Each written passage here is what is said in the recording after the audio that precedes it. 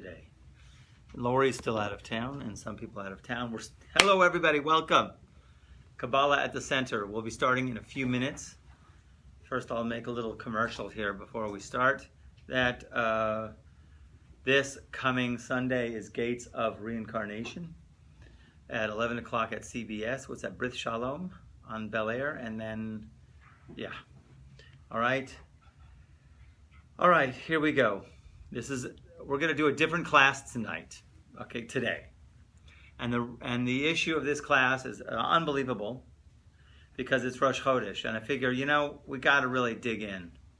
We got to dig into the energy of not just Rosh Chodesh, but the energy of this month. And because the reality is how does it work? The Ein Sof wants here you go. The Ein Sof wants a connection with us, right? The Ein Sof, the unlimited creative intelligence of the universe, can't, of course, expose himself to us outright. He has to do it in increments. Very much like, the sun has to be filtered, and there's a lot of filters. And of course, if you want to become accustomed to that light, the bright light, you have to remove the filters. You have to remove it slowly. So in God's infinite wisdom, He created certain windows how to touch us, how we can access Him. Okay? We're going to start with the other side, Panina. But I'll tell you about it in a second. Have you ever seen this before? Of course you have. Okay? So it starts with basically in this really great ancient book called Sefer Yetzirah, right? One of the oldest books said to be written by Aveeno. And it was not written until Rabbi Akiva, some say. And of course, this is the most ancient book on what we call creational science. That Hashem basically created the world with 10 statements, 10 utterances. If you look in this first chapter of Genesis, there's 10 times it says, and Hashem said, and Hashem said, Hashem said. Okay, there's 10 of those, but along with that, if you look at it, there's actually a total of 32 times that it mentions the word Elohim in the first chapter. Okay? But we're taught that basically, God basically used the Hebrew letters in order to make creation, to form creation.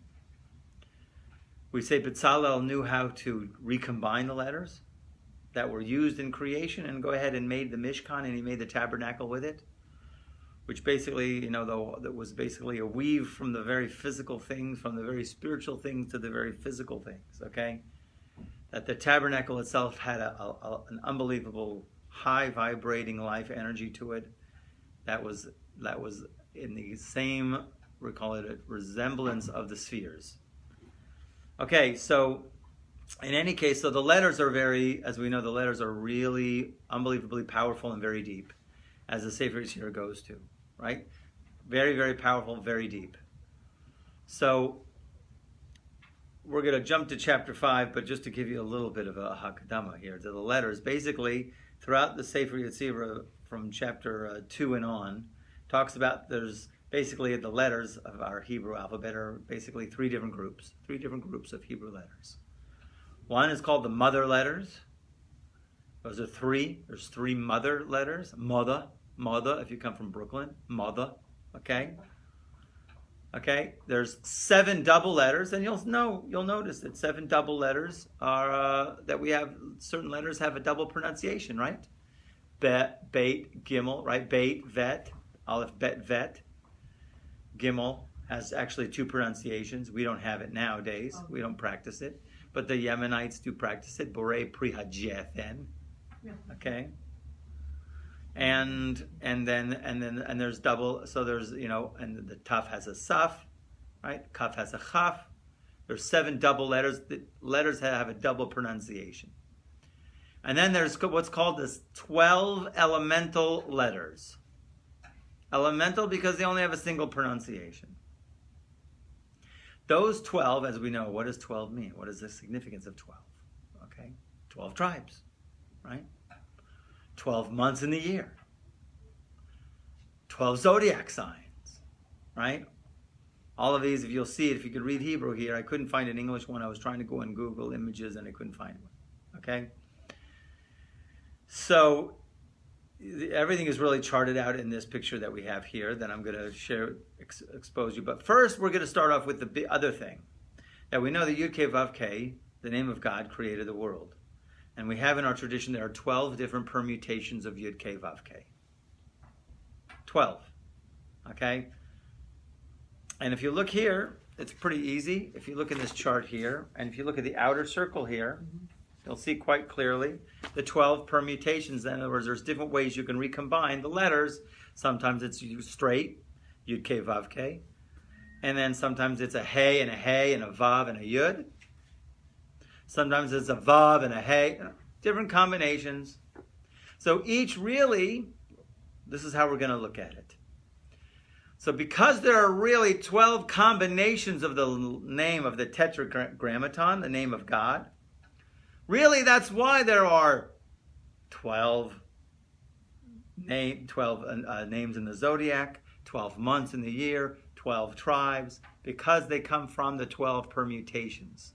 Now, what does it mean, these 12 permutations? So what, like I said at the beginning, is God is expressing himself. There's infinite ways that the infinite creative intelligence in this universe expresses himself. And there's three basic categories of that expression.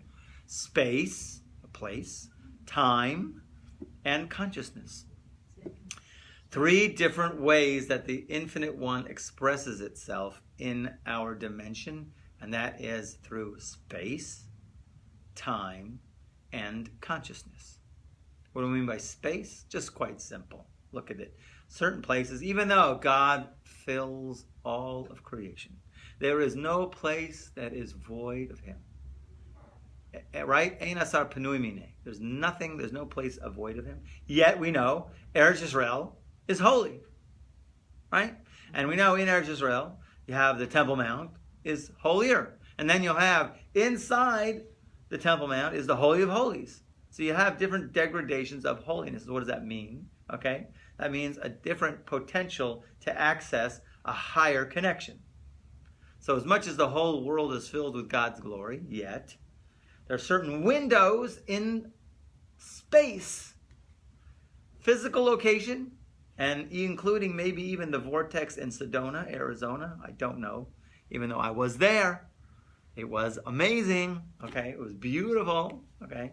I didn't practice my yoga then, okay, so I don't know if I hooked up. But we know that there are places like Eretz Yisrael, Temple Mount, Holy of Holies, where there's more of an access to God. Okay? You go to the cave of the patriarchs, right? You'll go to the cave of the kever of Shema Bar Yochai. I didn't make it to Pekin. I wanted to get to the cave of Pekin, didn't make it to Pekin. So God can express himself in different variations as a window of space. And then what we're looking at is the window of time. In other words, there are certain times where there's a window of light that shines in. Picture it as like a rotating kind of window, kind of lampshade or whatever. All of a sudden this thing aligns and then there's a light that shines in. And he does this so we can start to become familiar and start to grasp the infinite light. Okay? That's the point here. Okay? So because of course we're finite and we got to go baby steps.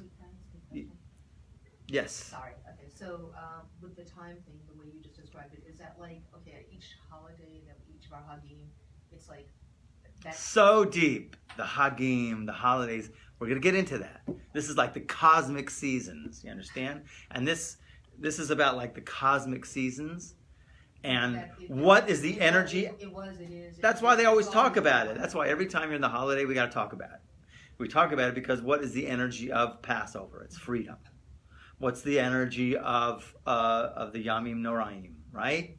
So it's a relationship. So everyone has its different tempo, its different window, the different energy access in order to have the relationship with God. This is how he wanted to do it.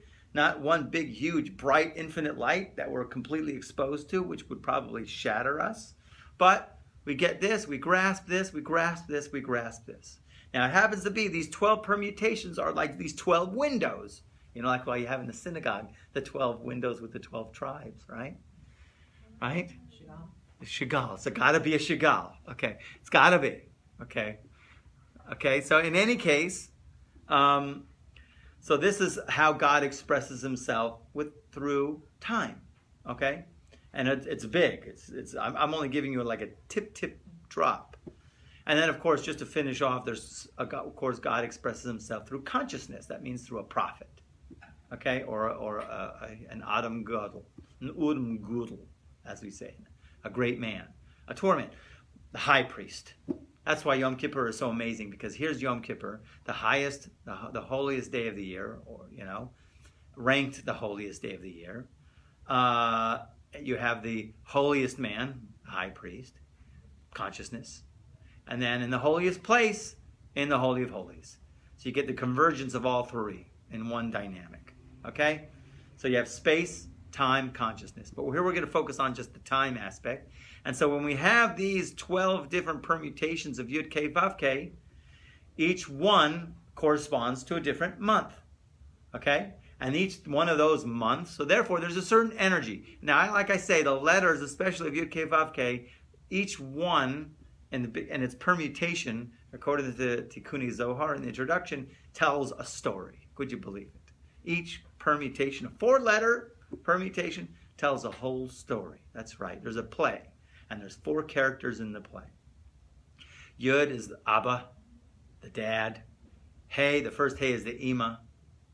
Vav, the 3rd letter, is the son, and the 4th letter is the daughter. Okay. First is the father. Yeah, first is the father. Now, see, in other words, in like we had in the meditation class, in the name of Yud K Vav K, there's 2 masculine and 2 feminine, right? The 2 feminine, Hey and Hey, they resemble each other. Baruch Hashem, the daughters look the same. Okay, the Yud is the father. So anytime you'll see a combination, depending upon what the first letters start out with and what the letter, and they move, it tells the whole story. Okay. And this is an interesting story in this month. Okay? So we're going to look at this. So in each one of these 12 permutations is the corresponding month, corresponding tribe. And each one also, I have to tell you, like I told you before, there are 12 elemental letters. Each month has its letter. Each month has its energy. Each month, you're going to see, I'm going to read for you something from Sefer Yetzirah. It's really great stuff, okay? But just so you get the idea of the combinations here, it's very important now. I wanted to bring from you the siddur. I forgot my siddur. I left it at home. But no, it doesn't have it in any of those. You're not going to find it in any of these siddurs, okay? I think you'll find it in a Sephardic siddur. I don't know if it's in a Chabad siddur, okay? It probably would be. I would be shocked if it wasn't. The menorah? No. It's not in. No. What it has in the Musaf in Chabad, specifically the Musaf on Rosh Chodesh, it has a list, and I'll bring it, God willing, next week. And if I don't, please text me. Okay? It has a list. Actually, on the other side of the page is just a partial list. Here. Look on the other side of the page here. So on the other side of the page, it has the corresponding Yud K Vav K combination with the letter, with the month. What you're supposed to do at Musaf, in the Musaf prayer, when you say Baruch Atah Hashem Mikadesh Yisrael V'Roshei Chadashim, blessed you are God who sanctifies Israel and sanctifies the month and the new moon. You're supposed to have specifically the right letter combination during that prayer.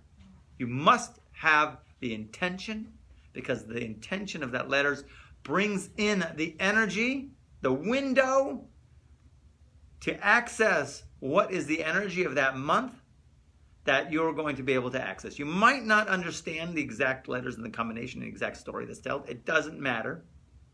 The idea really is here, and they have it in the siddur. It's in the bottom of the siddur part, and you see it just below. And I think I was looking for it in general, but I couldn't find it.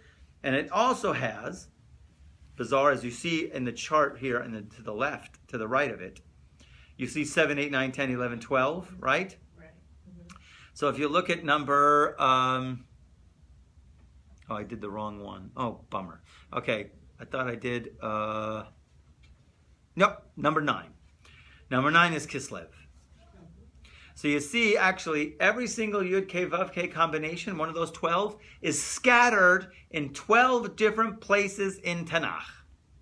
You will find 12 verses in Tanakh where either it's the first letters of that part of that verse, or it will be the last letters of those verses.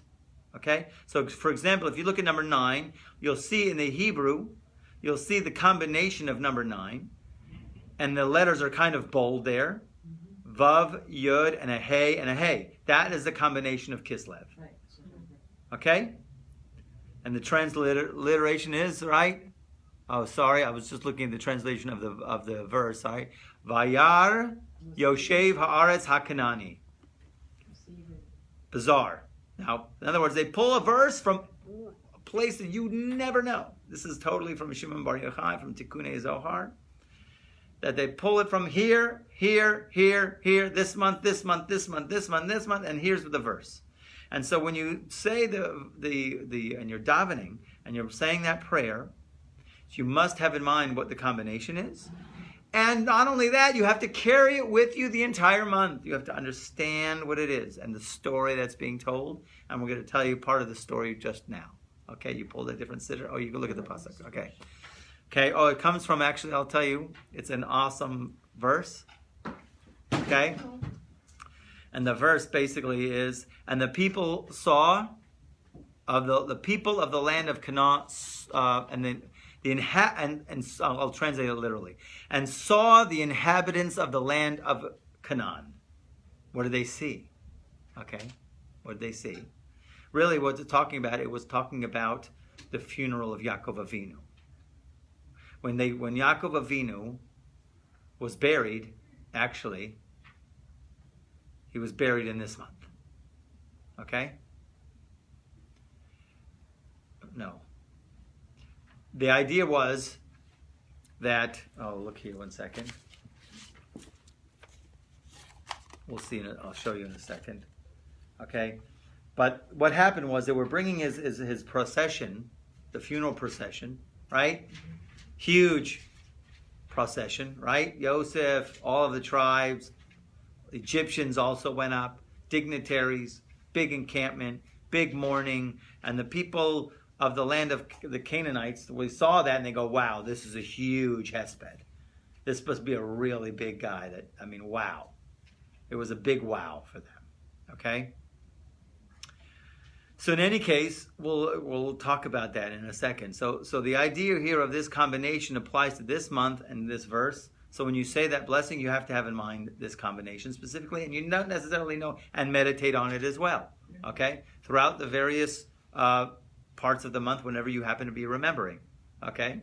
Carry it with you. Look at the verse. Say the verse over and over again. And it also has a vowel, certain vowels that you also have to be aware of. Okay? And that's a whole different subject, is the vowels. So we have here the expression that hits in the month of Kislev. Okay? So now, just to give you a little bit of a background, let me just go for the verse here. First of all, the verse since we were speaking about the verse, okay? That it's Vav, Yud, Hey, and Hey, comes from the verse Vayar Yoshev Haaretz HaKanani, that it brings down in Parshas Vayechi. This is from a book, actually, that I saw many, many, many years, but it sat on the shelf, not in my own shelf, in many base midrashim that I was in, they pronounce it the B'nai Yissaschar. They pronounce it with a 2, right? Like the way it should be, right? But of course the Ashkenazi go B'nai Yisachar, right? So they swallow up the extra sin, right? So in any case, so he goes through, the Donover Rebbe goes through every single month, right? Every single month, exactly which permutation and what it means, and what's the energy, Donover Rebbe. Okay? So here he brings down something quite simple, okay?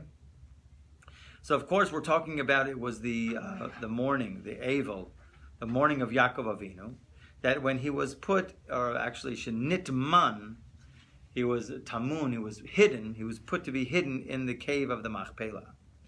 That we have a tradition in our hands, Haya hadavar b'Kislev b'yemei Chanukah, that these were actually the days of Chanukah. When they put Yaakov Aveeno in the cave of the Machpelah, was Chanukah time. Okay? Why? According to what we've received in our hands, that was hinted to in the Pasuk, actually, when it says, and Yaakov nasa Sukkosa, in a much earlier verse, when it says that Yaakov traveled to the place called Sukkot, okay? So, V'nishlama hashivim yom b'Chanukah. So actually, the 70 days is complete when in Chanukah, okay? In other words, Yaakov died at Sukkah, in the Sukkah's time, and they did a 70 days of embalming. I think it was a 30 days of embalming. By the time they got up there and buried him, it was 70 days. It was 70 days later. Yeah. 70 days until it reached, and Hanukkah, it was a place where he actually went to his final resting place. Yeah. So saying that Esau didn't want him to be buried there. Of course not. We have the whole thing where they knocked his head off. What's And his yeah. name went? Naphtali. Right. Naphtali? No, Naphtali went to go get the star. Yeah, to Egypt. Right. When How we, come so he was embalmed? I thought side question, good question. Sorry, I asked this question. The question is, how could you embalm Yaakov Aveeno? Right. Right. We don't do that. Right. Hever Kadisha moves in, and they do, don't mess with the Hever Kadisha, right? So first of all, Yosef, he called a lot of the shots there, right? And so Yaakov was also, so Yosef, who was in charge, understood that we have a big rule that kivrei tzadikim ein mitamim, which means that the burial places of righteous people don't decay. They don't have rot. They don't have tumah, right? There have been actual cases like that, right, where they were going to move a body of some big Rav in Morocco who died like 200 years ago, and they dug him up as if he died yesterday. Right? They have cases like that come every once in a while. Bizarre. No bones. So they said, so they understood there that Yaakov Aveeno is not going to decay. So therefore, to embalm him is not an issue.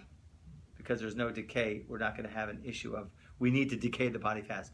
Usually when they want to bury a body as fast as possible, they want it the tikkun to be made because it's painful for the neshama that the body's hanging around. Okay? Because there's different levels of the soul that hover, that are attached to the body. And until the body is fully rotted in the ground, those lower elements of the soul cannot be freed. They're stuck. And it's not very pleasant. Right? So therefore, they want to bury it as fast as possible. It's painful for the neshama at the time. So in any case, they didn't worry about Yaakov Aveeno. Does that answer your question more or less? Was it because it's such a big tzaddik? He was a tzaddik that we wouldn't have to worry about decay because, Anyway. right, he would not have decayed anyway. So do it. So do your worst, laddie. Do your worst. Yeah, Okay. But then if they embalmed him, don't they take out the organs and stuff? Yeah, I don't know what kind of embalming they did. Maybe he, I don't know exactly. I don't know exactly if that's the style. Maybe they did like different scales of embalming. You got a venti latte, right? So you did different kinds. Okay, so I don't know exactly the nature of the embalming that they did with him. But one thing is they were not worried about making it that his body to necessitate that his body would decay faster. They didn't need to. They need to worry about it. Okay. All right. So that's anyway. So basically, in a general way, that the Din of a Rebbe brings down is that the idea really of Hanukkah was when Yaakov was put into the Machpelah, and that's why this specific permutation pertains to this month. Okay, but it's a little bit more. We're going to go right now to Sefer Yetzirah. So now the Sefer Yetzirah goes through each one of the 12 letters, each one of the months, and each one of the zodiac signs, because of course the months also correspond to zodiac signs as well. Okay? So he goes through, and also body parts. Okay? Because there's certain months which correspond to body parts. Gewalt. amazing. There's so much you could do with this book if you could just, right, harness the yeah, right. A lot of it is meditative. I'm telling you, the best part I found that Rabbi Ariel Bar Tzadok says is you could learn this book two ways. You can learn it like the intellectual and trying to understand it, and then you could just go meditative. Right? I think his preference was more meditative. It's an experience. It's not an intellectual exercise. Okay? I mean, you have to know, but then the deeper thing is to be. Okay? So he says here that under each letter, each month has a letter. Okay? Right? Letter Chet, actually, if I go with,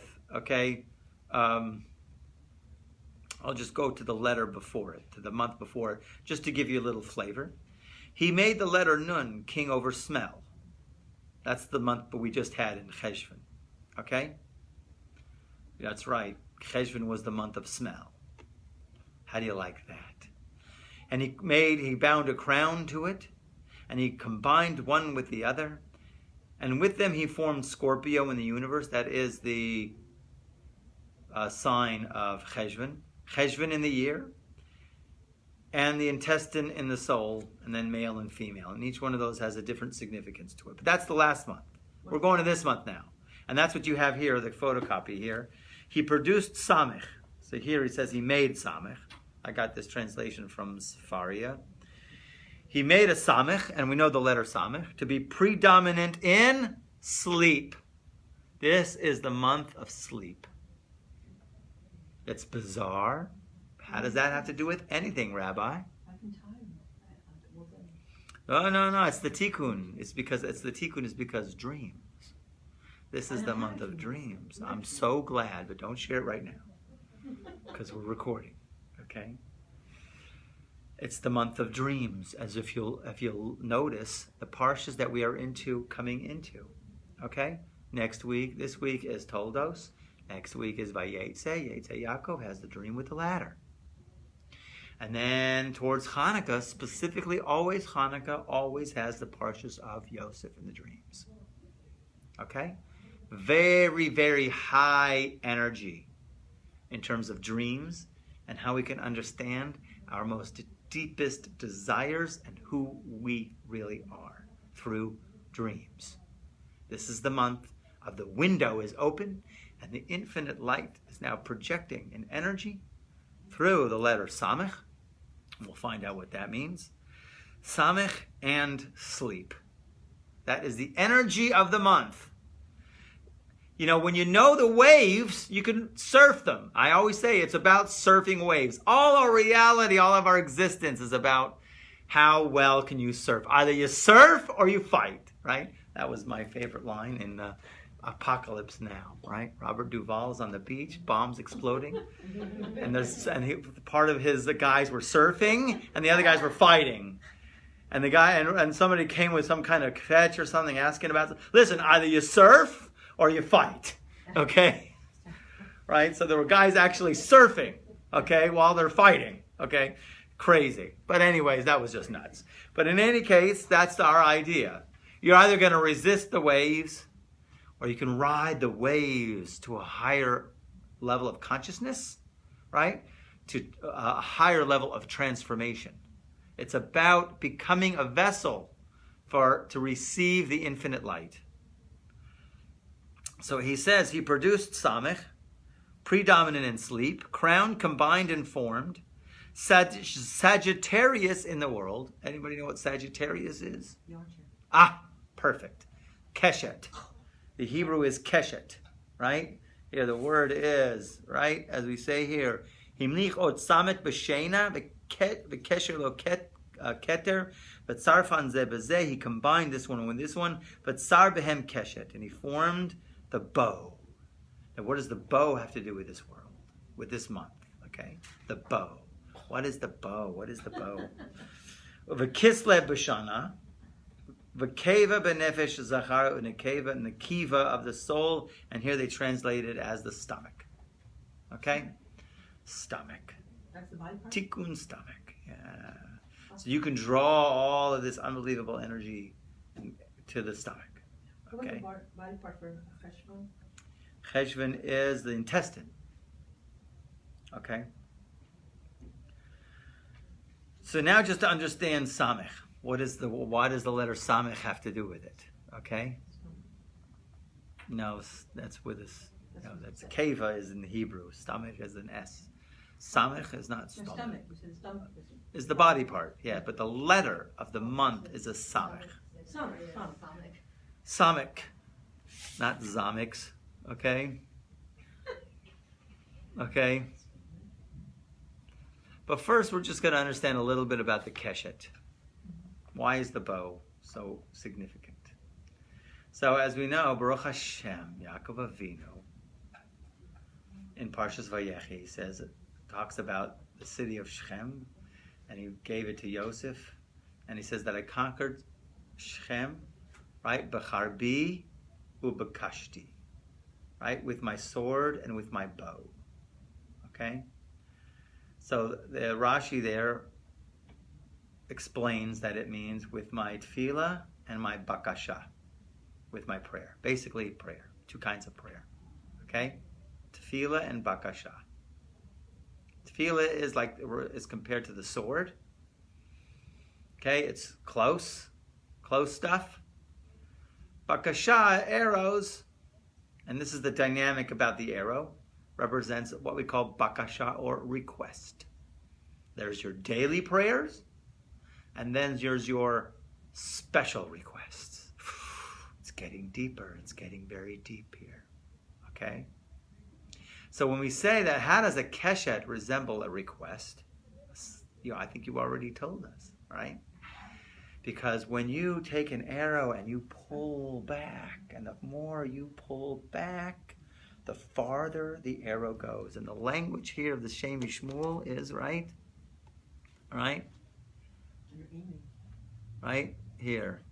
Hakeshet kol zaman shehi metucha, as long as it's extended, the more it's extended back, is teaching that the arrow shooting forward with more strength until that the arrow will break forth the air and go a bigger distance, right? And that is what the prayer is. The more you go deep, and what do I mean by extending back deeper into the heart? Okay? The more it comes from the deepest place of the heart, the farther it reaches. Okay? So he extends it, kol kama sha'alev nirgash, as much as that the heart feels. Or mis'atefet alav nafsho, and its soul becomes enwrapped in that hargasha. The soul becomes enwrapped with that feeling. The more it does, ad shahalev katan mehachil, so that the lave, right, the small heart becomes included, and then umis paretzes atefila mitoch libo, and then it burst forth a tefillah from his heart like an arrow, like an arrow from a bow. Right? So that's how the tefillah goes more. So the more the degree that you extend it in deep in your heart. Now that aligns perfectly with also sleep. Why? So I saw a great article. We're going to do more of this article next time. Okay? Because I'm going to do this for a few shots. Okay? Because it's so unbelievable that he brings down the whole idea of sleep. As we know, everybody sleeps. Right? Everything has to sleep. Why? Why does God make it that we have to sleep, right? Right? Sometimes you can't help it. Yeah, what is it? The body doesn't really need it, right? Sometimes you can't sleep. Okay? But he says here now, specifically, that dreams. Okay? When you dream, there's different ways, there's different reasons what people dream about. Or the causes. 3 basic causes of the nature of what the person dreams about. Okay? 3. 1, the foods that he eats will have an impact on his dreams. Okay? Certain foods make certain dreams. Okay? They do advise certain, periods not to eat garlic. Yet there's a minhag on Friday night to eat garlic. Okay? Right? And there's certain foods which give rise to certain dreams. He doesn't tell us exactly which foods, okay? But I know that garlic, eggs, right? Certain those for men usually. And there's, other foods can give rise, okay, to certain dreams. Another thing that gives rise to certain images that we have in our dreams is our thoughts, what we think about during the day.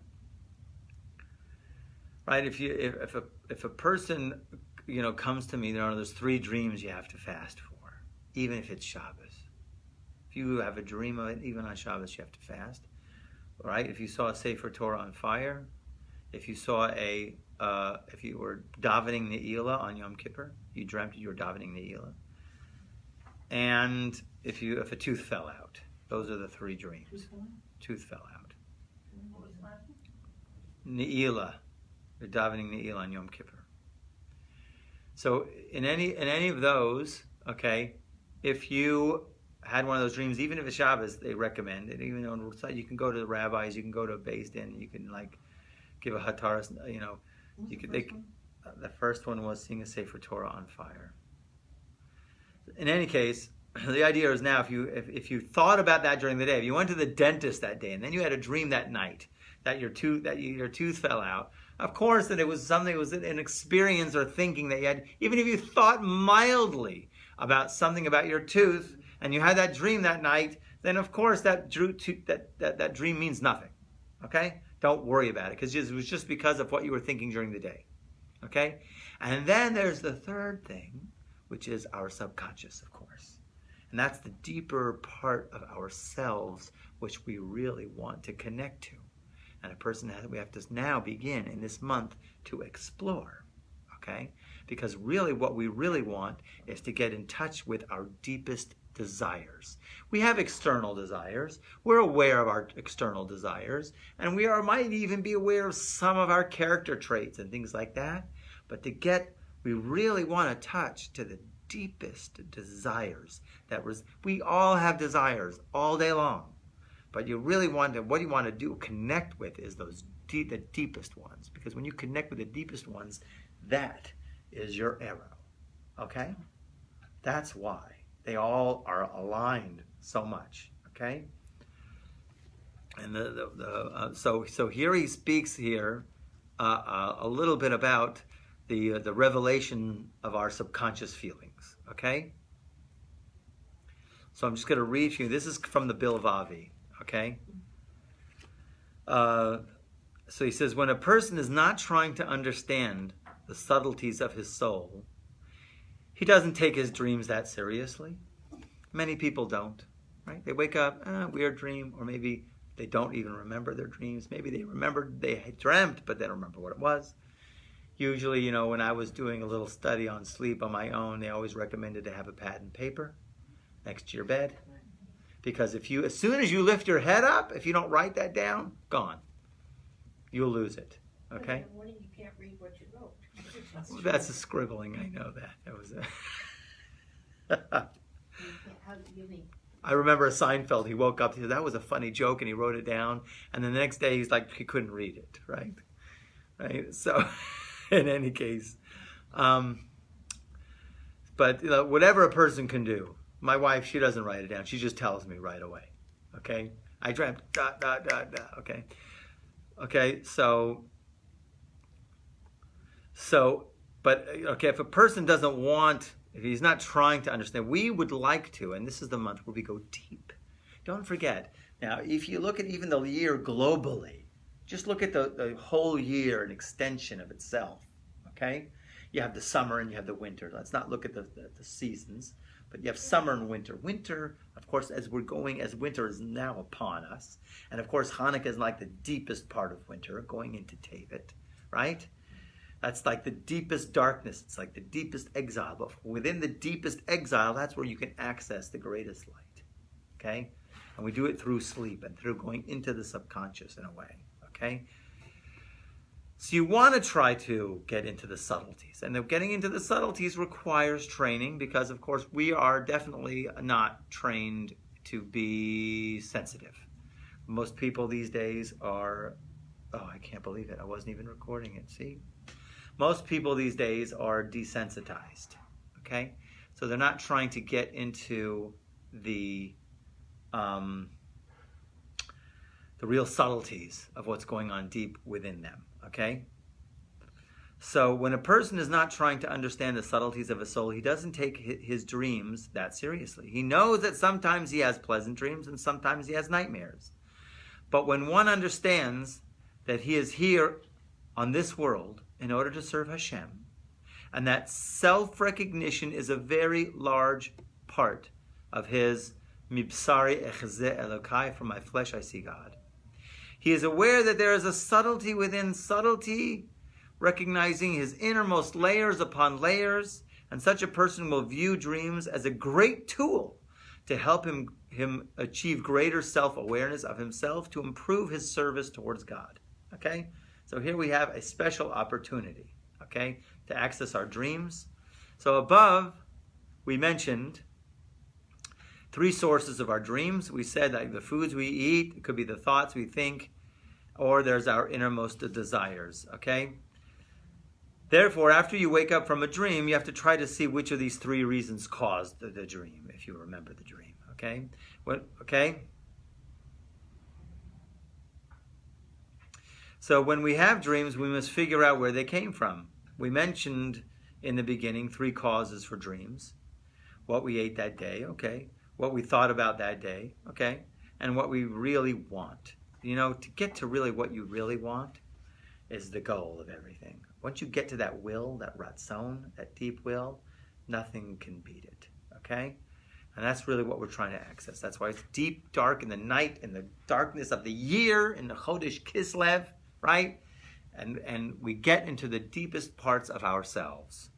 If we only to come to a self-realization and actualize our potential in serving Hashem. If it did not come from foods or from our daydreams, it must be coming from something in our subconscious. It is hard for us to know exactly which kinds of foods we ate that day that might have caused the dream. Therefore, we should mainly suspect that the dream came from our subconscious thoughts and desires. So therefore, never assume it's the food. Okay, that's spaghetti. Don't worry about it. Okay? Here is an example of how our subconscious desires can show up in a dream. Once the Chavetz Chaim dreamt that he became wealthy. The next day he fasted over the dream. He thought to himself, either way, this is not a good dream. If it happens and I become rich, my service of Hashem will be interrupted. Because, right, the more property, the more worries. You'll be occupied with other things other than Torah. And if it doesn't happen, it is bad that I had such a dream because it shows me that I want to be rich. It shows me that I want to be rich. So in other words, it was either touching an innermost desire within him. That needs to be fixed. Our dreams can show us about what our deepest desires are. Sometimes they are about desires we are already consciously familiar with.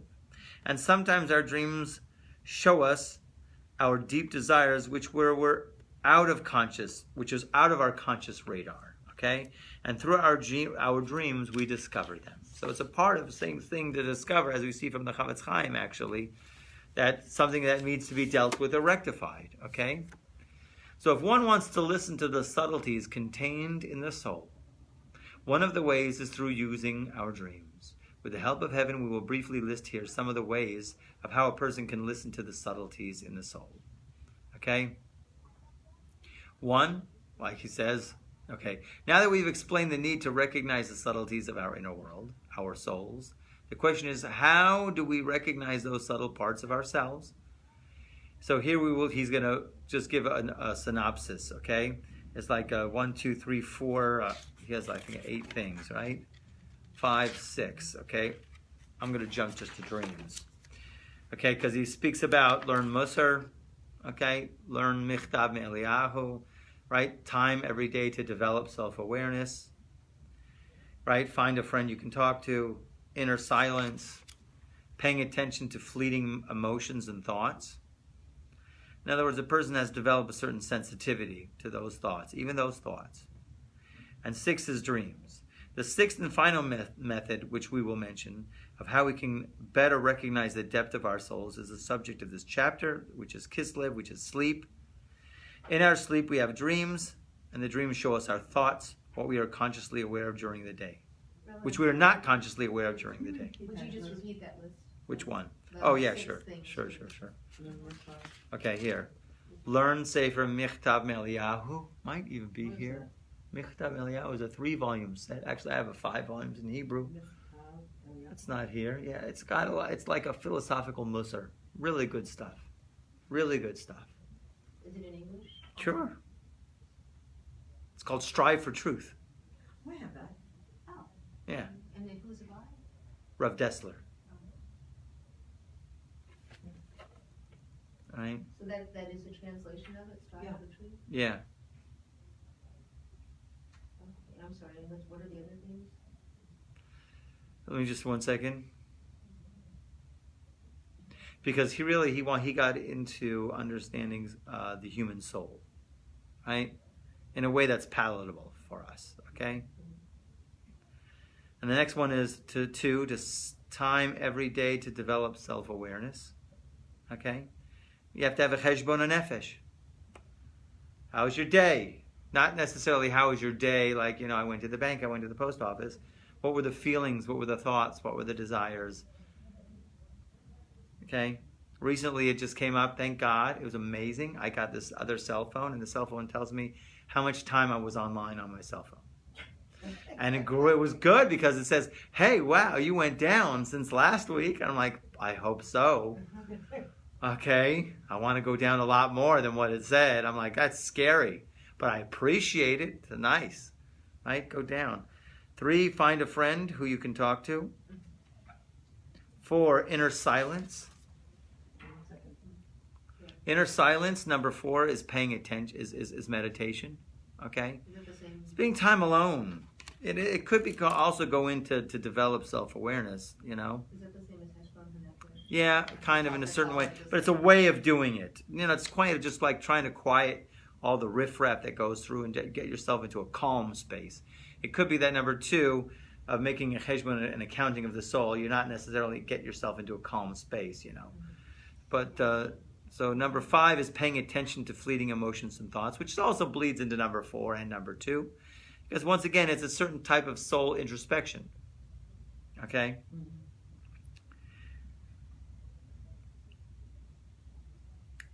The idea really is to become aware. Most people are not aware, especially this busy society. And 6, dreams.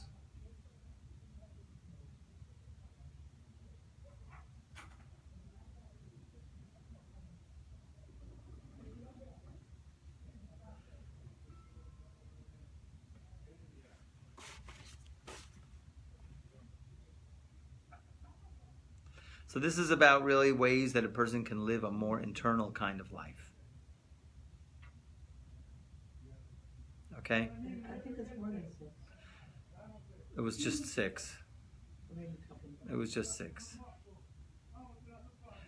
Okay, so but of course, this is about, they do have certain laws of certain dreams. Like I told you, certain dreams you have to fast for. And certain dreams, okay, if you have a dream and you really are puzzled with its interpretation, so they say, make sure you go and tell it to a loved one, because they do say that dreams go after the mouth. That's a big rule of dreams, how it's interpreted. Meaning, how the dream is interpreted, don't go to someone who you're not too crazy about, is not too crazy about you, for an interpretation of a dream, because they could blurt out something that might not be so positive. It'll stick inside of you, and then your thoughts will create the reality of that dream. Okay? A lot of times it happens like that. So, but the idea really here is the month here. Let's just go recap here. We spoke about, like from Sefer Yetzirah, that each month is a letter, and the letter of Kislev is Samech, and the permutation of Yud Kei Vav, of the Yud Kei Vav Kei, as we see here, is Vav Yud Hey and Hey. Okay.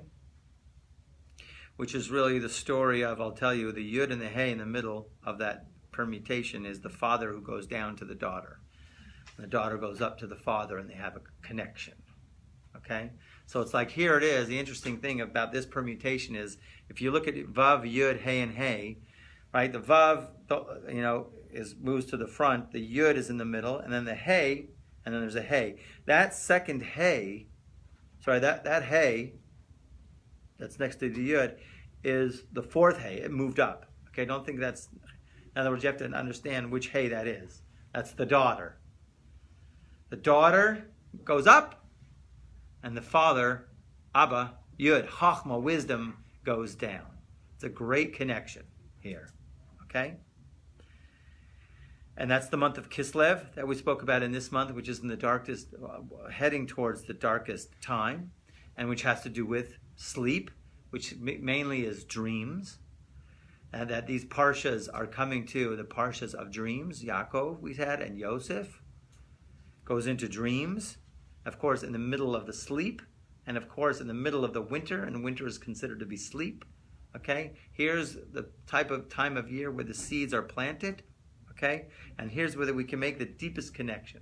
And when we make the deepest connection into the deepest desires of our heart, because that's what dreams do, if we are aware of them, start to be aware of the dreams, and we can be aware of those deep desires, Baruch Hashem, a way that we can connect to the subconscious.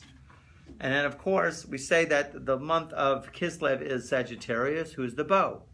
The bow, of course, means the bakasha, that Yaakov Aveeno, who conquered Shem with his sword and with his bow, which means his tefillah and his requests, his prayer and his requests.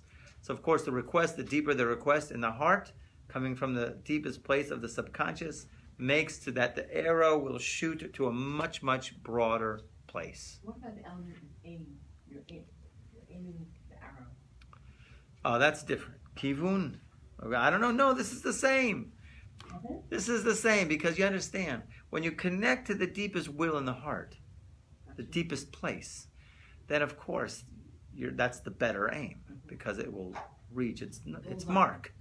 Bullseye. It will reach its mark, because don't forget, what do I want? If you can answer those questions, solid. I'm telling you, that's all the work. You don't Ratzon, that recent book there, or Hadash by Rabbi Arush, is all about developing the will. Which one is? The Or Hadash. See that pink book up there? Oh, It's in Hebrew, the new one. Right? The new light. It's all about trying to get to the will. If you can get to the will, right, and focus it, you can overcome any obstacle. And that's what it's about. When we want something, Rabbi Nachman says usually when you get that desire, instantly when you get the desire to do anything, whatever it is, instantly has created the obstacles. Why does God instantly create those obstacles? Because you want this, right?